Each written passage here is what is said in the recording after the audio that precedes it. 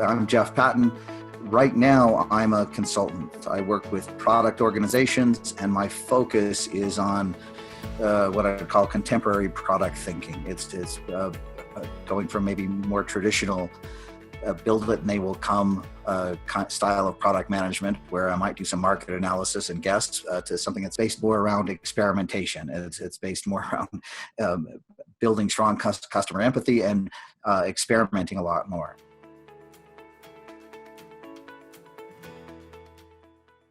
Product discovery is being tossed around a lot these days. And I think a lot of people are really interested in what product discovery is, how that relates to customer discovery, and how all of that can be harnessed to build better products that people actually want.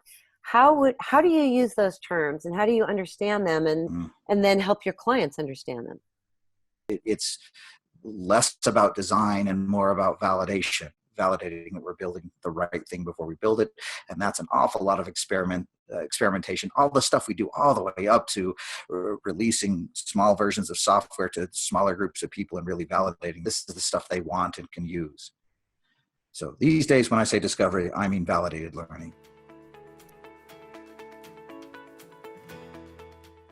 So how, as a product developer who wants to do a good job, how can I run a smart, validated experiment? How can I run a product experiment and get that validated learning? Just spend more time with your customers, spend more face time with them. Now, if we're going to go through for sharp, validated learning cycles, the trick to that is focus. If you've got a product idea, whether it's a whole new product or just a new capability or feature, the thing I want people to do is understand who it's for and to imagine that new product, new feature, new experience. Imagine just enough that they can find their first big, scary assumption, first big question, and then figure out what the least they could possibly do to validate that scary assumption or answer that big question. It's to not go all in. It's not to have a great big idea and build the great big idea. The first most important thing to do is to come up with the first thing that scares the crap out of you and get out and spend time with people and validate it. And validating may be just talking to people to confirm they actually have the problem you think they do. Validating may be showing the simplest of prototypes, simplest of solutions to validate that you're in the right ballpark. Validated learning isn't deciding on what your big MVP should be and then starting to build it. It's not like Silicon Valley, that HBO show. It's about building lots of small things and doing lots of small things over and over again. So tell us a story about a project you worked on, either with a client or one of your own projects from your long career in project management, where you actually ran some experiments and had a breakthrough with the validated learning, so we can get a feeling for what one of those experiments might actually look like. Recently, just months ago, working with a company called Carmax. You know who Carmax is a big auto retailer. One of the things that's super important to them is that they make car buying experience easy, fast, fun. And one of the things that everybody hates about car buying is the finance guy or getting finance. And one of the characteristics of that experience that they've imagined is a way for you to apply for financing online and make that super fast and easy. And then when you start shopping for cars, either online or on a mobile app or going into the store, you know every single car that you're qualified to buy. You know what the price tag is on that car, not just the price tag on the car, but the payments you'd pay, the finance terms you get, and things like that. And look, that's their vision. That's what they wanted to do.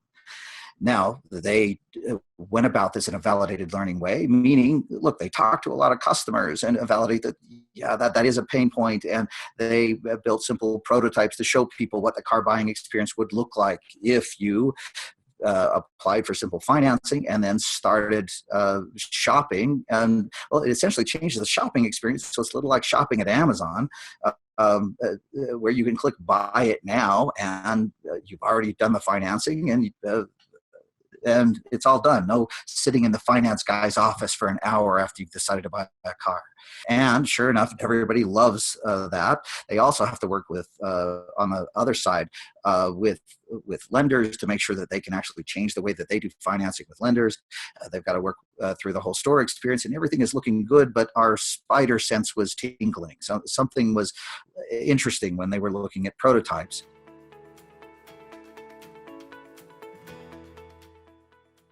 When people looked at prototypes of that car buying experience, they saw the cars, but people engaged a little less with the prototypes than they thought they should.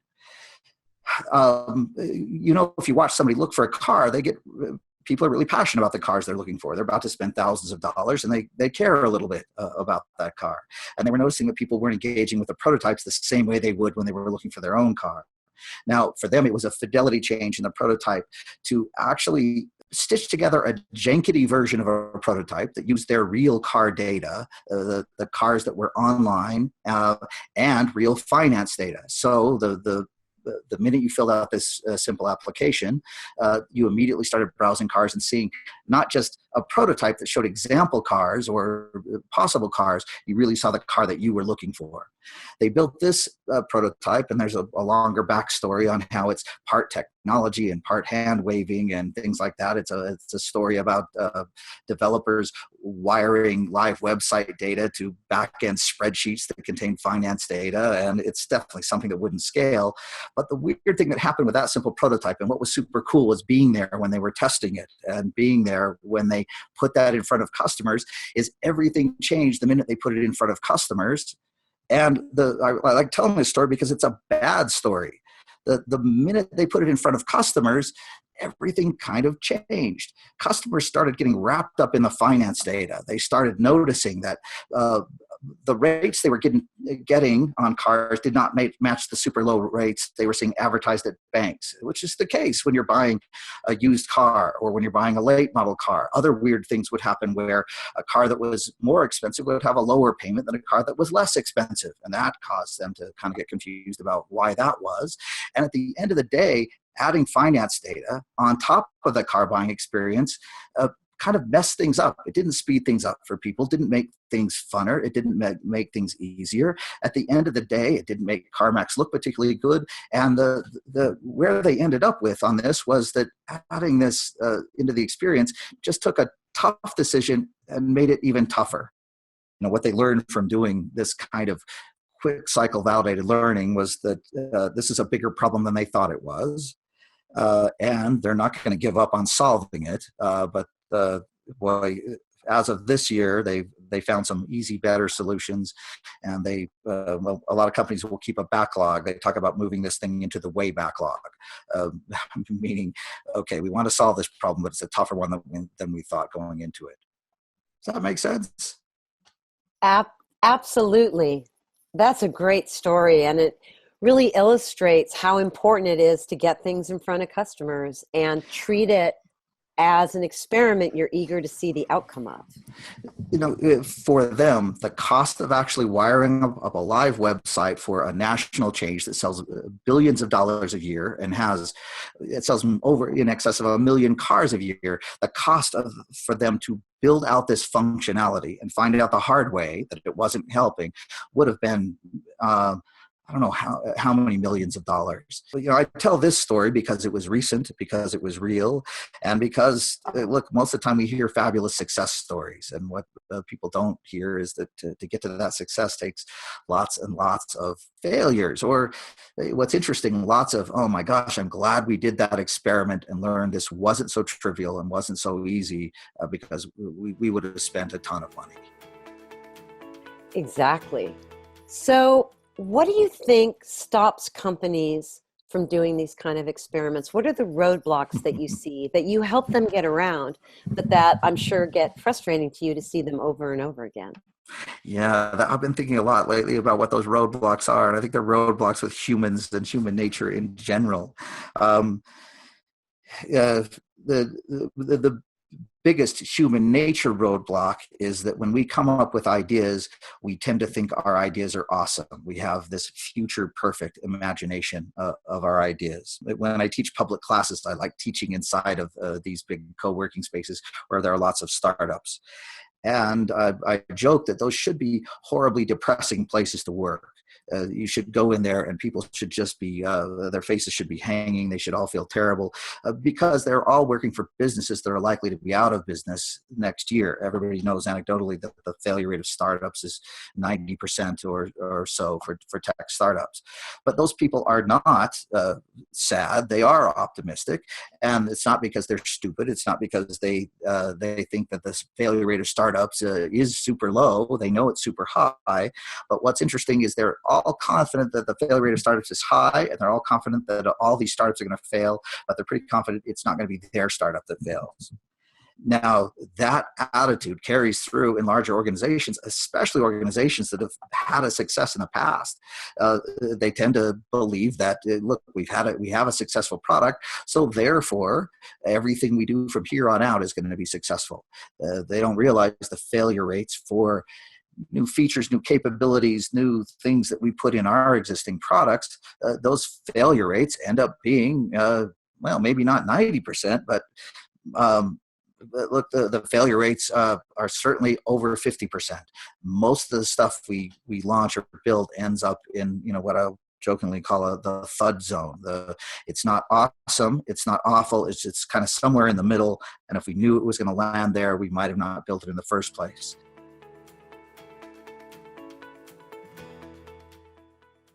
In large organizations, there is a bias, and this is a human bias. We believe that all of our stuff is going to work, and in very large organizations, there's a lot of cruft and protection built around this organizational self-deception thing.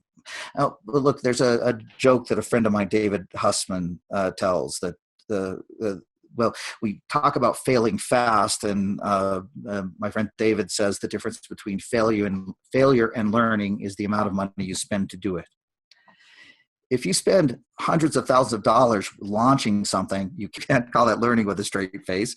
You have to pretend it was successful. We can't say we just spent hundreds of thousands of dollars, but at least we learned something. We can't call it failure either, because that's political suicide in a larger company.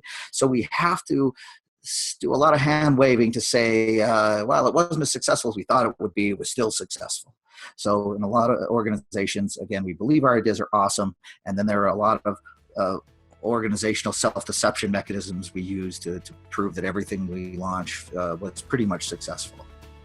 All right. Thank you so much, Jeff, for joining us today and sharing your stories and your insights and your hard-won wisdoms. I really appreciate it. I love talking to you. I love talking to you too. Hey, innovator. Wondering what innovation advice you should follow? It turns out that one size does not fit all. Take our Innovators Quiz and get your free customized cheat sheet packed with smart innovation tips that are tailored to you. Go to gamethinking.io/quiz to get started.